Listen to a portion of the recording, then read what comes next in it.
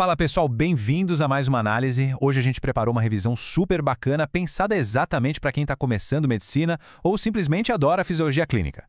Sabe os glóbulos vermelhos, as famosas hemácias? Então, a gente vai desmistificar tudo sobre elas. E para ficar bem fácil de visualizar, imagine uma fábrica gigante com uma rede de logística simplesmente perfeita. É pensando nessa analogia que a gente vai entender de verdade o ciclo de vida dessas células incríveis e, claro, o que acontece quando as coisas dão errado. Vamos lá? Para a gente não se perder, dá uma olhada no nosso roteiro. A gente vai começar falando da máquina de oxigênio, depois vamos visitar a fábrica na medula óssea, entender como funciona o controle e a maturação, acompanhar o fim da linha dessas células e, para fechar com chave de ouro, conectar tudo isso nas anemias clínicas na prática. Bom, começando pela seção 1, a máquina de oxigênio. Aqui a gente vai entender por que a hemoglobina precisa de uma, digamos, bolsa de transporte tão especializada. Mas antes de mais nada, pensa aqui comigo. Uma perguntinha para testar o raciocínio clínico de vocês logo de cara. Por que a hemoglobina simplesmente não viaja solta livre lá no plasma sanguíneo? Quer dizer, alguns animais fazem isso, né? Porque o nosso corpo precisa fabricar uma célula inteira só para carregar essa proteína. A resposta é fascinante e ao mesmo tempo bem simples. A hemoglobina livre vaza, literalmente.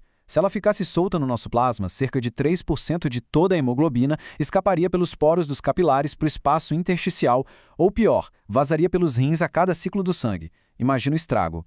A célula, então, funciona como um vaso de contenção absolutamente essencial. Sem ela, a gente ia ter uma perda gigantesca de proteínas e danos renais gravíssimos. Ou seja, a hemoglobina tem que ficar trancafiada no glóbulo vermelho para conseguir fazer o trabalho dela direito. E olha que genial o design dessa bolsa. Esse formato clássico de disco bicôncavo que a gente sempre vê nos livros ilustra perfeitamente a missão da célula. Com 7,8 micrômetros de diâmetro, a hemácia é tipo uma bolsa super maleável. Como ela tem um excesso de membrana para o volume que carrega dentro, ela consegue se espremer, dobrar inteira e passar até pelos capilares mais apertados do nosso corpo sem estourar. Esse formato não só aguenta a porrada das pressões mecânicas da circulação, como otimiza demais a troca de gases lá nos tecidos. E falando em gases, é muito legal comparar como a hemácia lida com o oxigênio e com o gás carbônico. Com o oxigênio é super direto. Ele se liga de um jeito bem frouxo ao ferro da hemoglobina. Isso garante que, assim que a célula chega num tecido que está precisando de oxigênio, ela solta ele rapidinho. Já para o dióxido de carbono, a história muda. A hemácia funciona como se fosse um sistema de transporte rápido de lixo, sabe? Ela usa uma enzima que tem de monte lá dentro, a anidrase carbônica, para converter o CO2 num piscar de olhos em bicarbonato. Essa velocidade toda que permite o transporte do CO2 e transforma a hemácia num excelente sistema de controle e tamponamento ácido-base para todo o nosso sangue. Certo, agora vamos para a nossa segunda parte, a fábrica na medula óssea. Vamos dar uma olhada na hierarquia da produção dessas células. Imagina a linha de montagem de uma fábrica. Tudo começa na origem, a célula-tronco hematopoética pluripotente, lá na medula óssea. Ela é a grande mãe de todas as células do sangue. Conforme elas vão se reproduzindo, elas sofrem a ação de indutores de diferenciação e vão, pouco a pouco, se comprometendo com funções específicas. No caso das hemácias, a gente desce nessa hierarquia até chegar na CFUE, que é a unidade formadora de colônia comprometida exclusivamente em fazer eritrócitos. É um funil de especialização super rigoroso e fascinante. Aí a gente chega no ponto de diferenciar os estágios finais antes desse produto ser lançado no mercado, ou seja, no sangue. Temos os reticulócitos, que são as células novinhas em folha.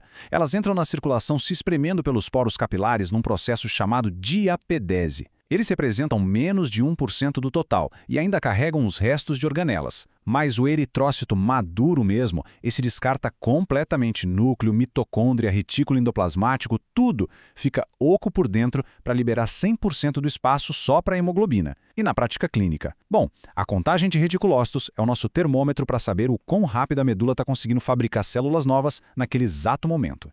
Indo para a seção 3, controle e maturação.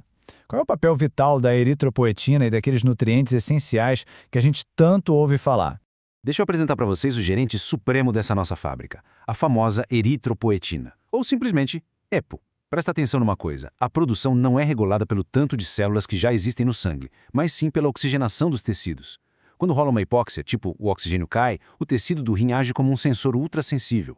Ele libera a EPO, que viaja direto para a medula óssea e manda o recado. Galera, acelera a produção de hemácias aí. É um circuito de feedback corretivo muito elegante. E a adaptação molecular por trás disso é genial.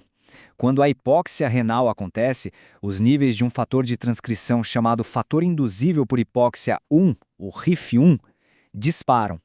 Esse RIF1 vai lá e se liga direto no gene da eritropoetina, ativando a transcrição dela. O resultado? A formação de novos proeritroblastos na medula acelera absurdamente. Isso explica perfeitamente o que acontece quando alguém vai morar em grandes altitudes. O ar rarefeito causa essa hipóxia contínua que ativa exatamente essa via. A fábrica acelera, o número de hemácias aumenta e o hematócrito sobe, o que é fundamental para a gente entender e diagnosticar certos casos de policitemia também. Só que, não adianta ter um gerente cobrando produção se falta matéria-prima no estoque. Os ingredientes essenciais para a maturação final dessas células incluem a vitamina B12, o ácido fólico e, claro, o ferro. A B12 e o folato são basicamente os tijolos para a síntese de DNA. Se faltar, o núcleo falha em amadurecer e a divisão celular na medula óssea fica comprometida. Trazendo para um caso real de consultório, pacientes com atrofia da mucosa gástrica perdem a capacidade de absorver a B12 lá no intestino. Sem ela, a medula produz macrócitos, que são umas células gigantes, bizarras e com a membrana tão frágil que duram muito pouco tempo no sangue. É a famosa e temida anemia megaloblástica. O terceiro pilar, o ferro, tem uma logística só dele. Ele circula pelo plasma de carona numa proteína de transporte chamada transferrina. A mágica acontece porque a transferrina se liga como uma chave na fechadura, direto nos receptores dos eritroblastos, lá na medula.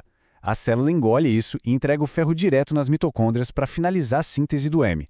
Sem essa entrega contínua, a fábrica paralisa de vez.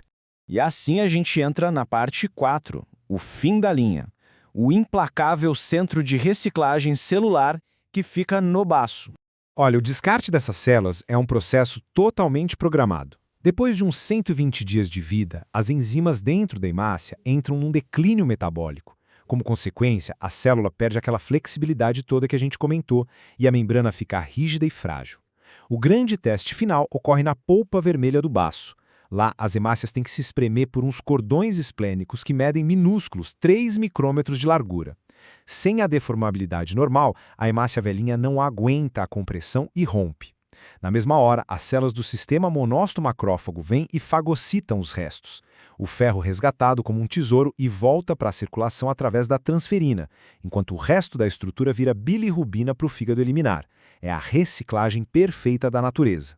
Finalmente chegamos à nossa quinta e última sessão: anemias clínicas na prática. Vamos interpretar essas patologias usando a lente da fisiologia que a gente acabou de ver. Na prática médica, para identificar essas patologias em exames rotineiros, a gente precisa de critérios visuais rápidos. Num caso prático de perda crônica de sangue, a gente vai ver deficiência de ferro. O defeito é a falta de material, resultando em hemácias microcíticas, que são aquelas pequenininhas, e hipocrômicas, ou seja, bem pálidas. Já na anemia megaloblástica, a falta de B12 estraga o DNA e gera os macrócitos frágeis que comentamos. Na anemia falciforme, a mutação da hemoglobina S faz os cristais precipitarem quando o oxigênio cai, retorcendo a célula naquele formato perigoso de foice. Por último, na insuficiência renal, onde há uma total falta de produção de EPO, a morfologia da célula se mantém normal, mas a contagem total de células simplesmente desaba. Então, é super importante a gente saber diferenciar claramente essas falhas logísticas. Nas anemias carenciais ou nutricionais, o maquinário da fábrica lá na medula está ótimo, mas faltam matérias-primas básicas, seja o ferro ou as vitaminas. Em extremo contraste, numa insuficiência renal crônica, as células-tronco e os estoques podem estar perfeitinhos, mas a medula óssea simplesmente não constrói. E por que não? Porque o maquinário não recebe a ordem do gerente, a eritropoetina, que não está sendo produzida pelo rim doente. E a confirmação visual desses distúrbios é impressionante. Reparem nessas hemácias da anemia falciforme aqui à direita. O formato cristalizado em foice acaba com aquela capacidade de bolsa maleável. Quando essas células tentam passar pelos capilares minúsculos, não só elas quebram com facilidade, como começam a entupir tudo. Isso bloqueia a passagem de sangue, o oxigênio local cai ainda mais, o que força outras células a virarem foice também. É um efeito dominó, um ciclo vicioso terrível e severo que vemos muito nesses pacientes. E para amarrar tudo, a gente nunca pode esquecer que o que acontece no microscópio afeta o corpo inteiro. Os efeitos de uma anemia grave no sistema circulatório são bem agressivos. Com o hematócrito criticamente baixo, o sangue fica muito fino, a viscosidade despenca. Isso joga a resistência periférica lá para baixo. Para compensar essa drástica falta de entrega de oxigênio, adivinha, o coração vai forçado a aumentar violentamente o débito cardíaco, muitas vezes com o paciente em repouso. O sistema opera no limite. Se um paciente nesse estado tenta fazer qualquer exercício físico, a demanda por oxigênio se multiplica rápido e o miocárdio corre um alto risco de colapsar, desenvolvendo uma insuficiência cardíaca aguda. Bom, pessoal, a gente encerra essa nossa análise por aqui. Tendo viajado desde a síntese do DNA lá na medula até a sobrecarga no coração, eu deixo essa pergunta para vocês refletirem. Como esses princípios fisiológicos vão mudar o jeito que vocês vão interpretar o próximo exame de hematócrito que pegarem na mão? Lembre-se sempre que um diagnóstico laboratorial não é só um número no papel. Ele conta a história dinâmica de uma fábrica operando sob estresse, os 120 dias de luta de uma célula e os delicados limites do nosso transporte de oxigênio. Espero que essa estrutura ajude de verdade nos estudos de vocês. Continuem curiosos e investigando as maravilhas do corpo humano. Um abraço e até a próxima!